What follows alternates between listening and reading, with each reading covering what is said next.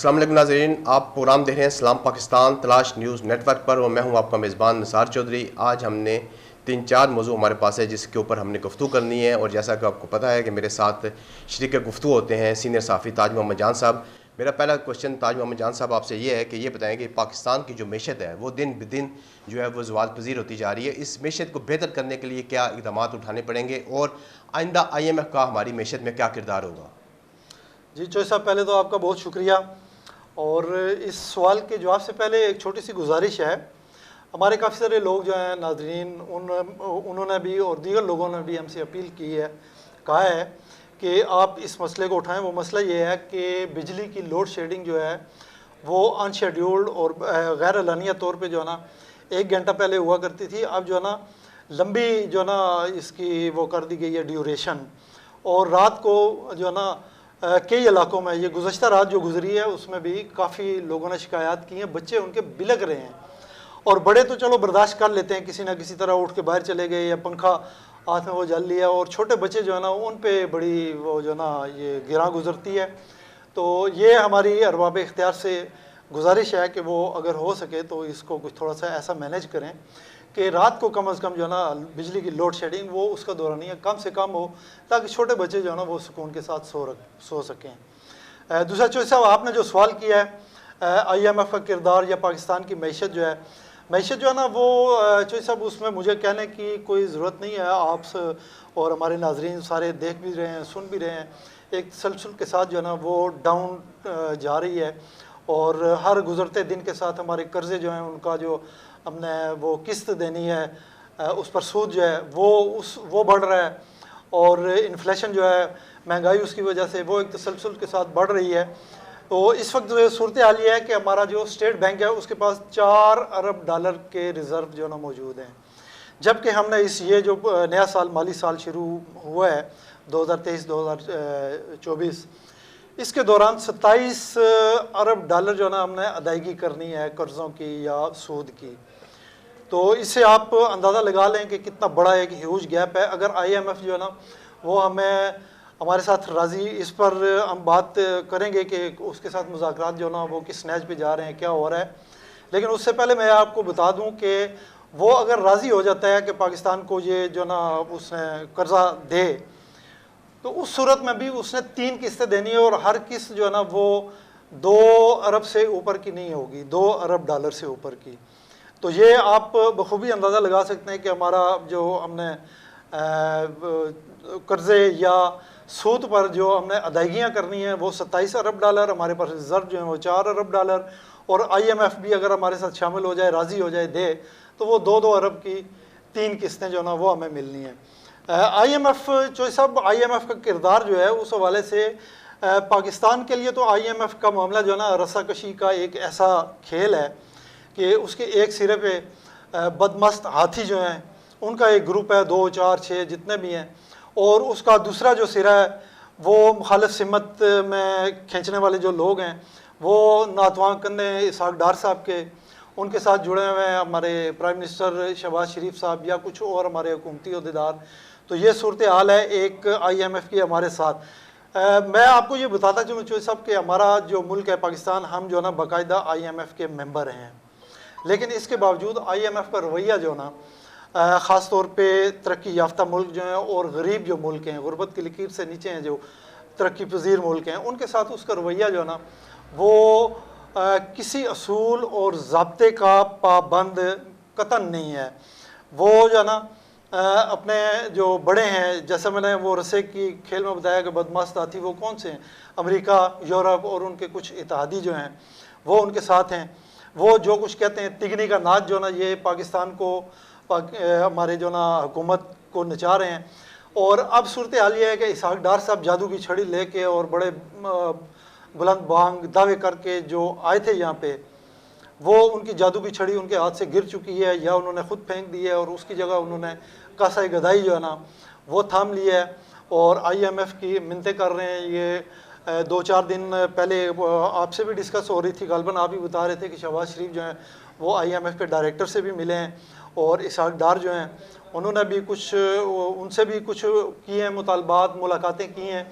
दरअसल तरक्की याफ्ता अक़वाम जो हैं बिलखुसूस यहूदियों के मफादात जो हैं, यहूदी लाबी जो है उनकी ख्वाहिशात का मुहाफ़िज़ इदारा है IMF, जो दुनिया की मईशत को कंट्रोल करने के लिए किसी असूल ज़ाब्ते का पाबंद नहीं है। मैंने पहले भी आपको बताया, पाकिस्तान में जो माली साल 2023 और 24 का बजट पेश किया गया है, उसकी खूबियाँ और ख़ामियाँ इस पर बहुत डिस्कस किया, मैंने भी, आपने भी और लोगों ने भी काफ़ी डिस्कस किया है। तो ज़मीनी हक़ाइक़ का इस हमारे बजट का जो ना ज़मीनी हक़ाइक़ से दूर दूर का भी वास्ता नहीं है। इसको आप सियासी बजट कह सकते हैं या कुछ और इसको नाम दे सकते हैं, लेकिन जो ज़मीनी हक़ाइक़ हैं उन हक़ाइक़ को मद्देनज़र रख के जो बजट बनाया जाना चाहिए था वो नहीं है। ये आगे चूँकि इलेक्शन आने वाले हैं, इसलिए उसको जो ना इन्होंने मद्देनज़र रखा है कि हम आवाम के पास जाएंगे, इसलिए कोई सख्त बजट नहीं बनाना। तो इन्होंने बजट बना के ये पेश किया है जिसमें जो ना IMF के साथ किए गए वादे वो पूरे नहीं हुए। उन्होंने फिर जो ना इनको कहा नहीं जी ये तो हमें कबूल नहीं है। अब शुनीद ये है चौधरी साहब कि ये बजट जो ना दोबारा इसको रिस्ट्रक्चर कर रहे हैं। अब उसमें नया जो बजट आएगा उसमें टैक्स लगेंगे नहीं लगेंगे या क्या तब्दीलियाँ होती हैं, ये आने वाला वक्त बताएगा। लेकिन वो एक शर्त है IMF की, उसके तहत जो ना अब ये बजट फिर नया बना रहे हैं और ये पेश करेंगे। ये इसको मिनी बजट कह लें या बाकायदा जिस तरह बजट पेश होता है उस तरह तो शायद ना हो, लेकिन बहरहाल ये एक जो ना बजट आएगा। जी जो साहब। जी ताहिर साहब, गुजारिश ये है कि जैसा कि आपने फरमाया है कि ये जो मौजूदा बजट था इन्होंने पेश किया, उसके जो वजह है वो भी आपने बयान कर दी है कि इलेक्शन करीब हैं और उन्होंने आवाम को रिलीफ फराहम करना था। लेकिन उनकी बजट अब दोबारा आपने कह रहे हैं कि वो 2 महीने के बाद या चंद हफ्तों के बाद दोबारा पेश करेंगे, लेकिन अब इंतखाबात तो फिर भी उनके सर पे जो है वो मंडला रहे हैं। 2-3 महीने के बाद इंतखाबात हैं। अब बजट में वो क्या ऐसी चीज़ें लेके आएंगे? वो बजट में कोई सख्ती तो ला नहीं सकते। एक रह की बात IMF के कर्ज़े की, अगर तो वो IMF के मुताबिक वो बजट बनाते हैं तो उनको कर्जा जो है वो रीशेड्यूल हो जाएगा। अगर वो नहीं बनाते हैं तो वो रीशेड्यूल नहीं होगा। तो ये दोबारा बजट अगर मेरा मतलब है कि करेंगे तब भी इनको इस तरह के इकदाम उठाने पड़ेंगे। मेरे ख्याल में तो वो ज़्यादा ना कोई बेहतरी हो सकती है ना कोई ख़राबी हो सकती है। नहीं, अब देखें वो IMF की जो शराइत थी उसमें एक तो टैक्सों के हवाले से था, फिर जो था वो इसका ब्लैक मनी के हवाले से वो कुछ शायद रिस्ट्रक्चरिंग में आए, फिर नए जो टैक्स नेट में कुछ नए लोगों को शायद शामिल करें और कुछ टैक्सेस जो है ना उनमें इजाफा किया जाए। इस तरह के कुछ हैं इकदाम। वो अब देखें बजट सामने आएगा, नया बजट जो है अब रिस्ट्रक्चर जो कर रहे हैं तो फिर ही उस पर जो ना उसको देख के कोई बात की जा सकती है। जी ताज साहब, ये तो बड़ी आपने डेंजरस सूरत हाल बयान की है कि स्टेट बैंक के पास जो है वो $4 अरब जो हैं मौजूद हैं और जो उनको कर्ज़ा देना है उन्होंने वो तकरीबन $27 अरब के करीब है। अच्छा सर, गुजारिश ये है कि ये बताएं कि वज़ीर ख़जाना इसहाक़ डार ने अमेरिकन सफ़ीर से मुलाकात की है और इनके दरमियान जो है वो क्या बातचीत हुई है और इसके अंदर जो हक़ाइक़ क्या हैं कि ये इस मुलाकात के पीछे क्या मुलाकात हैं? जी चौधरी साहब, अगले हफ्ते या 10 दिन का एक जो शेड्यूल उन्होंने जारी किया मीटिंग्स का, IMF के डायरेक्टर की मीटिंग्स का, उसमें पाकिस्तान का कहीं नामो निशान नहीं है। वो यानी कि इसको बिल्कुल भूले हुए हैं। आपकी जो मुतालबात हैं या आपकी जो दरख्वास्तें हैं कि मुलाकात करें और उसमें जो ना हमारे साथ बैठ के मुज़ाकरात करें, जो कुछ आप कहते हैं हम मानेंगे, मान भी रहे हैं। मज़ीद अगर कुछ कहेंगे तो उसको भी जो ना हम सुनेंगे और देखेंगे वो किस तरह हमने उसको इम्प्लीमेंट करना। लेकिन वो अगले 10 दिन तक उनकी जो मीटिंग्स शेड्यूल हैं उसमें कोई जिक्र नहीं है। अच्छा ताज साहब, मैं जो आपसे जो आपको इंटरप्ट किया मैंने वो उसमें ये था कि वज़ीर-ए-आज़म शहबाज शरीफ इस वक्त जो है वो पेरिस में मौजूद हैं। न्यू ग्लोबल फाइनेंसिंग समिट वहाँ पे जारी है और वहाँ पे उन्होंने MD जो है IMF के उनसे मुलाकात भी करनी है। उनसे भी कोई मिन्नत अल्लाह करना है कि हमारे जो कर्ज़े हैं वो रीशेड्यूल कर दें। और अपने बता रहे थे कि जो अमेरिकन सफ़ीर के साथ मुलाकात है उसके पीछे भी क्या कहानी है वो उसके ऊपर आप बता रहे थे। ज़रा वो कहानी ज़रा थोड़ा सा बता दें तफसील के साथ। जी, अमेरिकन सफ़ीर से मिले हैं वज़ीर ख़जाना, उन्होंने बताया जी कि IMF जो है उसके साथ हमारे मुज़ाकरात की हम कोशिश कर रहे हैं और उनके जो मुतालबात हैं, हम बजट को रिस्ट्रक्चर कर रहे हैं और उनके मुतालबात IMF के इंटरनेशनल मॉनिटरिंग फ़ंड जो है आलमी मालियाती इदारा, वो उसके मुताबिक जो है ना उसकी मर्ज़ी के मुताबिक जो है ना उनको राज़ी करने की हम कोशिश कर रहे हैं। उस पर अमेरिकन सफ़ीर की तरफ से क्या रद्द-ए-अमल सामने आया उसका हमें इल्म नहीं है, ना वो कहीं छपा है। लेकिन ये है कि इन्होंने अपनी तरफ से उनको बताया। फिर अमेरिकन सफ़ीर जो है उन्होंने कहा जी कि अगर IMF आपके लिए एग्री नहीं होता कर्ज़ा देने के लिए तो फिर क्या है, तो उसमें फिर जो है ना प्लान बी जो है, प्लान ए तो ये है कि IMF की शराइत मान के बजट नया पेश करके उन्हें बता दिया जाए कि भाई ये हो गया, वो फिर जो है ना आपके साथ एग्री हो जाएं, वो नई किस्त जो 23वीं किस्त जो है, ये 23वीं कर्ज प्रोग्राम 23वां वो आपको जारी करेंगे, वो 3 किस्तों में 2-2 अरब की। और दूसरा जो है ना उन्होंने पूछा अगर वो नहीं होता तो फिर क्या करेंगे, तो उस पर वज़ीर ख़ज़ाना जो है ना उन्होंने कहा जी हम एमनेस्टी स्कीम जो है वो जो है ना लॉन्च करेंगे और उसमें काला धन जो है उसको जो है ना सफ़ेद करेंगे और उसके ज़रिए जो है हम रकूम हासिल करेंगे। अब ये काला धन जो है ना चोई साहब, ये पाकिस्तान में इतना ज़्यादा फैल चुका है, इतना बढ़ चुका है कि इसकी वजह से ही ये सारे मसाइल जिनको जो ना मैं और आप देख रहे हैं, जिनको फेस कर रहे हैं हमारे अवाम फेस कर रहे हैं महंगाई की सूरत में, और ये हमारी हुकूमत जिन मुश्किलात का शिकार है, उसके पीछे दरअसल यही काला धन है, यही ब्लैक मनी है, ये लोगों ने जमा की हुई है, हमारे लोग हैं, इनको जो है ना बेनकाब करना चाहिए, इनको कानून के उसमें शिकंजे में लाना चाहिए। लेकिन आगे देखें वो एमनेस्टी स्कीम का कह रहे हैं वज़ीर ख़ज़ाना, उसके ज़रिए वो करके तो मैशत के लिए कुछ बेहतरी का जो ना वो चुनने की या उनकी ख्वाहिश है कि अल्लाह करे इस तरह कोई बेहतर हो जाए। बहरहाल ये सूरत हाल थी अमेरिकन सफ़ीर के साथ जो मुलाकात हुई है उसकी। अच्छा ताज साहब, गुजारिश है कि पाकिस्तान तहरीक इंसाफ 9 मई के वाक़यात से पहले नंबर 1 पे थी, इसकी तोड़ फोड़ की गई और एक जमात जो है वो माज़ वजूद में आई है। अब जो सियासी जमातें हैं वो कहाँ पे खड़ी हैं? जो सब सियासी जमातें तो उधर ही हैं तहरीक इंसाफ जो ना 9 मई से पहले आपने बिल्कुल बजा फरमाया कि वो नंबर 1 पार्टी थी और अवाम की अक्सरियत जो है खैबर से कराची तक तहरीक इंसाफ के साथ थी।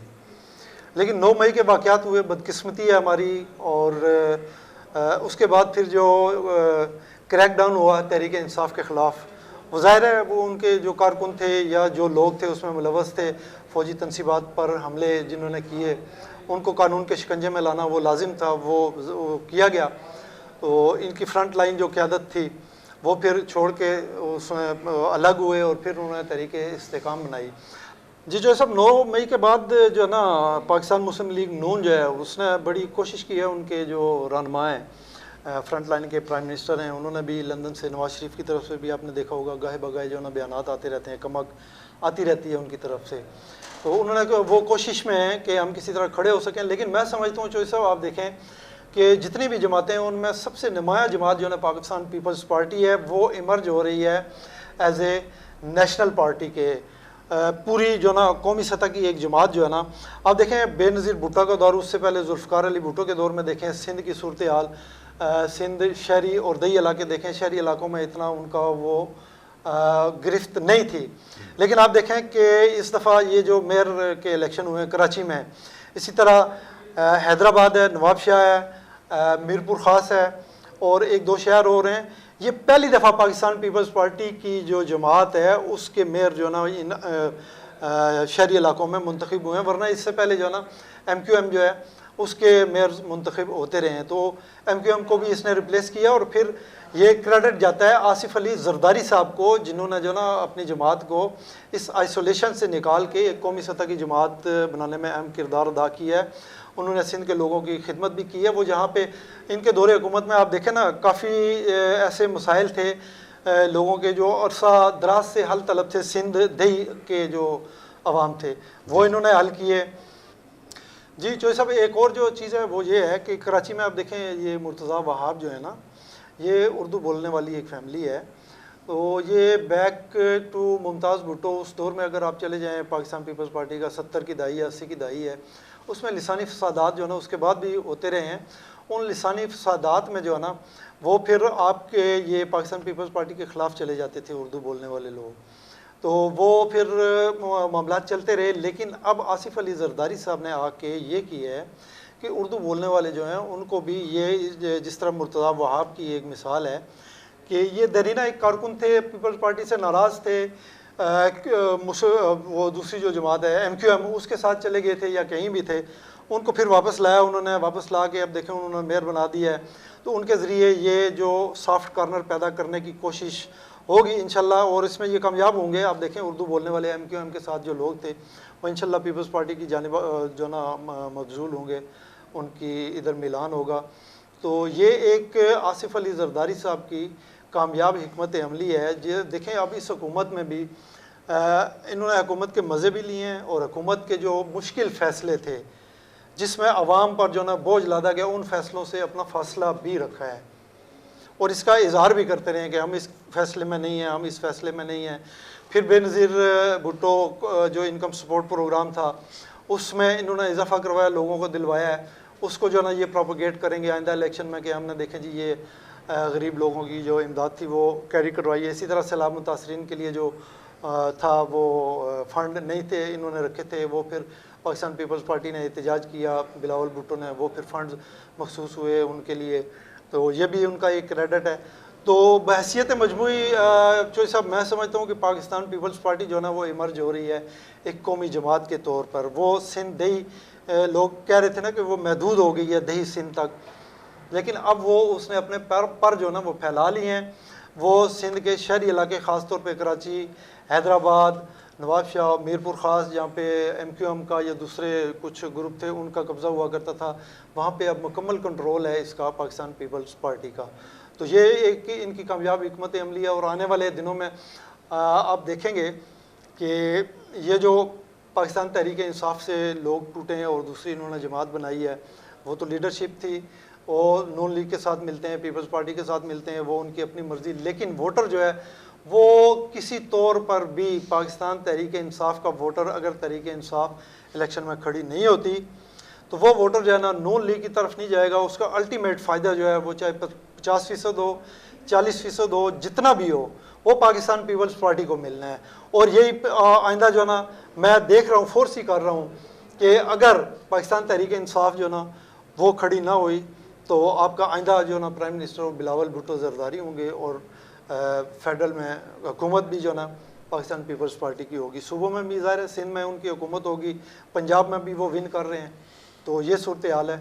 आपने जो पूछा था कि सियासी जमातें कहाँ खड़ी हैं, सियासी जमातों के बारे में तो आपने बड़ी तफसील से के साथ बता दिया और साथ ये भी बता दिया है कि आइंदा जो आपके वज़ीर-ए-आज़म हैं वो बिलावल भुट्टो जरदारी हो सकते हैं। लेकिन इस वक्त जो हमारे अपने वज़ीर-ए-आज़म में शहबाज शरीफ साहब, उन्होंने रूस से कहा था कि हमने सस्ता जो है वो आयल ख़रीदा है और ये हमने सस्ते नरखों आगे आवाम को देना है। लेकिन उनके जो वज़ीर तवानाई है उन्होंने तो इसकी सख्ती के साथ तरदीद कर दी कि हमने कोई सस्ता आयल शल नहीं बेचा।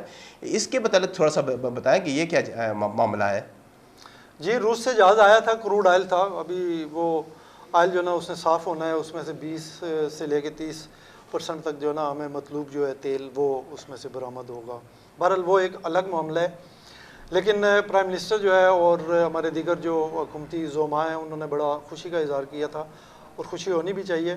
लेकिन उन्होंने जो खुशी का इज़हार किया था वो आर्जी साबित इस तरह हुई है कि प्राइम मिनिस्टर ने ट्वीट भी किया था और अखबारों में भी शायद बयान छपा था कि रूस से हमने ये जो तेल जहाज़ आया है, ये तेल जो है ना हमने सस्ते दामों लिया है, डिस्काउंट पर लिया है।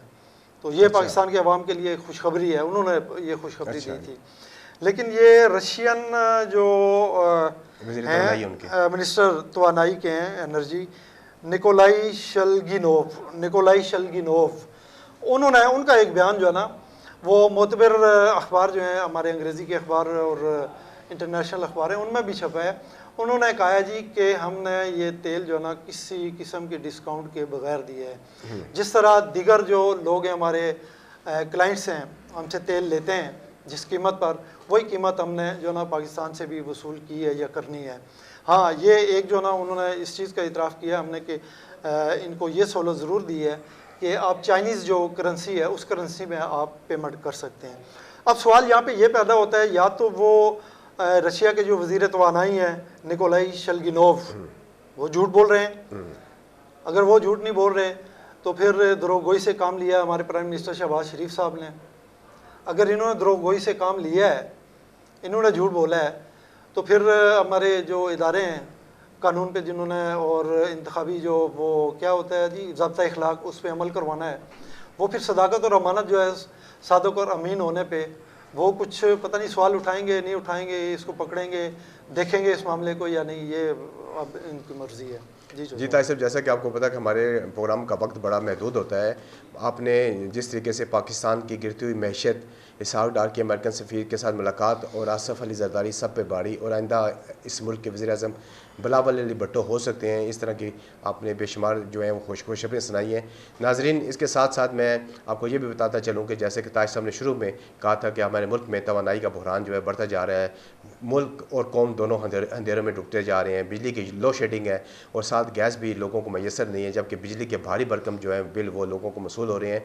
और जो रेट इस वक्त गवर्नमेंट लोगों से ले रही है यूनिट के हिसाब से, 100 यूनिट पर हमारे कुछ और रेट हैं, 200 यूनिट पर हमारे कुछ और रेट हैं और 300 यूनिट पर हमारे कुछ और रेट हैं। खुदारा इनको ख़त्म करके एक ही रेट जो है वो लगाए जाएँ। इस पर मैं बल्कि ये जो साहब आप बिल्कुल बुझा फरमा रहे हैं। बिजली का बिल आप देखें, मुझे आपने बात की है तो ये जो ना थोड़ा सा इसमें वो ऐड करना पड़ रहा है। बिजली का बिल देखें, उसमें असल बिल अगर 10 रुपये है, बिल फ़र्ज़ में 10 रुपये तो नहीं होता, लेकिन मैं फ़र्ज़ कर लेता हूँ 10 रुपये बिल है, तो उसके साथ 20 रुपये एडिशनल उसमें क्या है जी, ये फ़लाँ टैक्स है, ये GST है, ये फ़लाँ टैक्स है, ये नीलम जेलम सरचार्ज है, ये टीवी की फ़ीस मस्जिदों से भी जो सब वसूल की जा रही है। देखें जुल्म खुदा को जी, बड़ा जुल्म है। हाँ जी जी, तो ये जो ना इस पे जो ना कुछ नज़रसानी की जाए। कई घरों में जहाँ पे टीवी नहीं है, मस्जिदें उसमें ख़ास तौर पे उनसे ये फ़ीस ख़त्म की जाए और ये फ्यूल प्राइस एडजस्टमेंट और फ़लानी एडजस्टमेंट और ये हर किस्म के जो ना आप देखें कोई 17-18 किस्म के टैक्सेस जो ना वो इनसे आवाम से वसूल किए जा रहे हैं। जी ताहिर साहब, बिल्कुल ठीक आपने कहा कि ये 17-18 किस्म के जो टैक्सेस हैं, ये बल्कि किसी आदमी को ज़ुबानी याद नहीं होते, जब बिल सामने रखते हैं तो ये टैक्सेस हमें याद आते हैं। लेकिन जो सबसे बड़ा मसला है, मैं आपको वही बताऊंगा कि खुदा के लिए जो हमारा स्लैब बना हुआ है बिजली के रेट्स का, इसको यकसां किया जाए, इसको 200 यूनिट 300 यूनिट तक बढ़ाया ना जाए। इससे गरीब आदमी जो है वो बड़ा पिस रहा है और लोग बड़े परेशान हैं। इसके ऊपर फौरी तवज्जो देने की ज़रूरत है। नाज़रीन, इसके साथ ही हमारे प्रोग्राम का वक्त ख़त्म हुआ चाहता है। अपना और अपने इर्द गिर्द रहने वाले लोगों का ख्याल रखिएगा। अल्लाह हाफ़िज़।